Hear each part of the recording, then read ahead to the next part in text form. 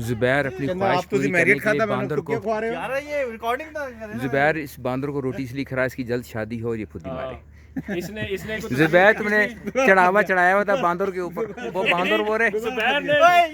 जुबैर ने वो तस्वीर देखी भी थी जिसमें एक काला बंदा एक गोरी लड़की के साथ खड़ा था और नीचे लिखा हुआ था कैप्शन में कि जो ना इसको पता चला कि वो टटे चेक कर, और ये देख बांदर खिलाओ बुलाओ ना नीचे उसको, इधर आओ बांदर।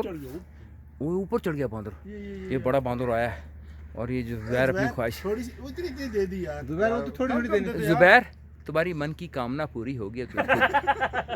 वो छोटे वाला वो बड़ा बांदर है, पकड़ लेना। मारेगा, पकड़ लेना। चक नहीं नीचे वाली जगह काट देगा तेरी गांडू।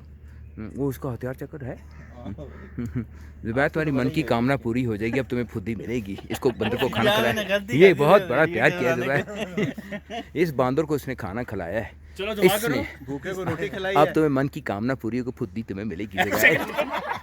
शक्ल चेक करो।